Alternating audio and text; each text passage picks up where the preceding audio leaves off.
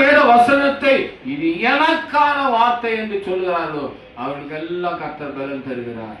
அல்லேலூயா. ஆமா, அந்த ஜீவன் மனுஷருக்கு வெளிச்சமாய் இருந்தது. எல்லாரும் கண்களை மூடுங்க. அந்த ஜீவன் மனுஷருக்கு வெளிச்சமாய் இருக்கிறது. அதே ஜீவன் தான் உனக்குள்ளே ஓடுகிறது. அந்த வெளிச்சத்தை வைத்துதான் நீ ஜெயிக்கிற மகளாய் மாறணும், ஜெயிக்கிற மகனாய் நீ மாறணும். உயிர்த்தெழுந்தார் பாரம்பரியமா இல்லாம என் கூடவே இருக்கிறார், என் கூடவே இருக்கிறார், என் கூடவே இருக்கிறார், நான் சகலத்தையும் ஜெயிப்பேன், சகலத்தை நான் ஆட்கொள்வேன் என்று சொல்லுகிறார். தகுதி நம்ம கிட்ட வரணும். அல்லேலூயா. நல்ல ஆண்டவரே, இந்த வார்த்தைகளுக்காக கர்த்தாவே உமக்கு நன்றி செலுத்துகிறோம்ப்பா. எங்களை பலன் கொள்ளும்படியாய் செய்த உங்களுடைய வார்த்தைகளுக்காய் நன்றி.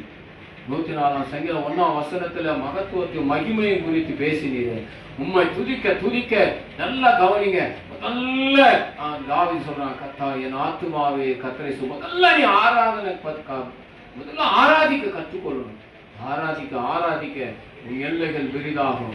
நீ பார்ப்ப வசனத்தை 100 தடவை 50 தடவை 1,00,000 தடவை நீ சொன்னா போதும். நீ மிகப்பெரிய வரங்களையும் வார்த்தைகளும் உனக்குள்ள வந்துடும். உங்ககிட்ட எதுவுமே வராது. அல்லேலூயா.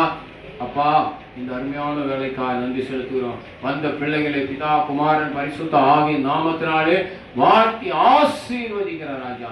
எல்லா கனமும் மகிமை துதியும் பலியை நீங்கள் எடுத்து கொள்ளுங்க. எங்களை தரை மட்டுமாய் தாழ்த்துகிறோம். ஆண்டவராய் இயேசு கிறிஸ்துவின் திருநாமத்தில் பிதாவே, ஆமென்.